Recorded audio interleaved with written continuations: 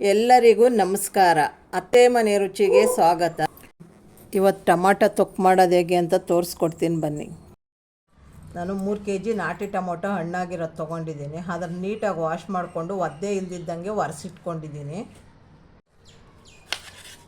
ಒಂದು ಟೊಮೊಟೊನ ಹಿಂಗೆ 6 piece cut ಮಾಡ್ಕೊಳ್ಳಿ.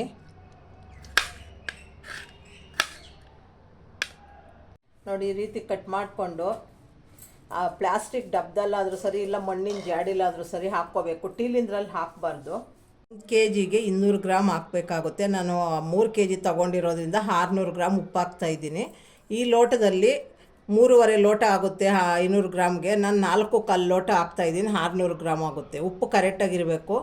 ಈಗ ಇದು ನೀಟಾಗಿ ಕಲಿಸ್ಕೊಳ್ಳೋಣ. ಉಪ್ಪು ಮಾತ್ರ ಕರೆಕ್ಟಾಗಿ ಹಾಕಬೇಕು. ಕಮ್ಮಿ ಆದರೆ ಬೂಸಿ ಬರುತ್ತೆ. ಹುಳಿ ಮತ್ತು ಖಾರ ಒಂದು ಸ್ವಲ್ಪ ಹೆಚ್ಚು ಕಡಿಮೆ ಆದರೂ ಪರವಾಗಿಲ್ಲ. ಇವಾಗ ನೀಟಾಗಿ ಕಲಿಸ್ಕೊಳ್ಳೋಣ. ಇವಾಗಿದು ಮುಚ್ಚಳ ಮುಚ್ಚಿಬಿಟ್ಟು 3 ದಿನ ನೀಟಾಗಿ ನೆನೆಯಕ್ಕೆ ಬಿಡೋಣ. ಯಾವುದೇ ಕಾರಣಕ್ಕೂ ಟೀಲಿನ ಡಬ್ಬಿಲಿ ಮಾತ್ರ ಮಾಡಬೇಡಿ. ನಾವು ಈ ಸೋಮವಾರ ನೆನೆಸಿದ್ದು, ಇವತ್ತು ಗುರುವಾರ ಓಪನ್ ಮಾಡಿದ್ದೀರಿ. ನೀಟಾಗಿ ನೀರು ಬಿಟ್ಕೊಂಡಿದೆ. ಇದನ್ನು ನೀಟಾಗಿ ಇಂಟ್ಕೊಳ್ಳೋಣ.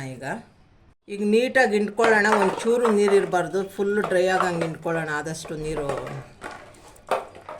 ಹೋಗಂಗೆ. ಪ್ಲಾಸ್ಟಿಕ್ ಕವರ್ ಮೇಲೆ ಬಿಸಿಲಲ್ಲಿ ನೀಟಾಗಿ ಒಣಗಕ್ಕೆ ಹಾಕ್ತೀನಿ. ನಾವು ಗುರುವಾರ, ಶುಕ್ರವಾರ, ಶನಿವಾರ 3 ದಿನವೂ ಒಣಗಿಸಿದ್ರೆ ನೋಡಿ ಈ ರೀತಿ ಆಗಿದೆ. ಅಂದರೆ ನಾವು ಪ್ಲಾಸ್ಟಿಕ್ ಚೀಲದ ಮೇಲೆ ಒಣಗಾಕಿದ್ರೆ, ಅಕ್ಕಿ ಚೀಲ ಬರುತ್ತಲ್ವ, ಅದ್ರ ಮೇಲೆ ಹಾಕ್ಕೊಂಡ್ರೆ ಸಾಕು.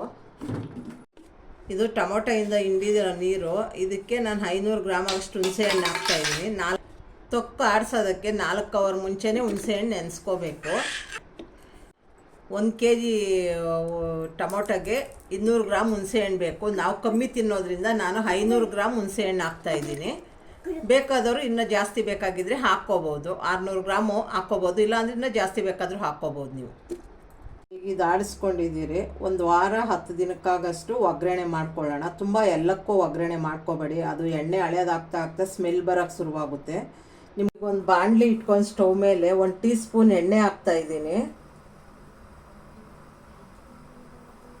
ಎಣ್ಣೆ ಬಿಸಿ ಆದಮೇಲೆ ಸಾಸಿವೆ ಹಾಕ್ಕೊಳ್ಳಿ, ಅರ್ಧ ಟೀ ಸ್ಪೂನು.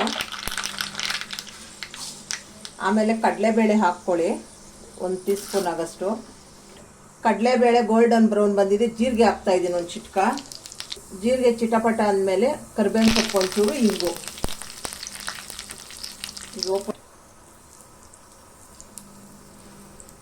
ಈ ಒಗ್ಗರಣೆನೀಗ ತೊಕ್ಕಿಗೆ ಹಾಕ್ಕೊಳ್ಳೋಣ. ಇದಾಗಿದೆ. ಬಿಸಿ ಬಿಸಿ ಅನ್ನದ ಜೊತೆ ದೋಸೆ, ಚಪಾತಿಗೆ ಎಲ್ಲ ಚೆನ್ನಾಗಿರುತ್ತೆ. ನೆಂಚ್ಕೊಂಡು ತಿನ್ಬೋದು. ನಮ್ಮ ರೆಸಿಪಿ ನಿಮ್ಗೆ ಇಷ್ಟ ಆಗಿದರೆ ಲೈಕ್ ಮಾಡಿ, ಶೇರ್ ಮಾಡಿ, ನಮ್ಮ ಚಾನಲ್ಗೆ ಸಬ್ಸ್ಕ್ರೈಬ್ ಆಗಿ.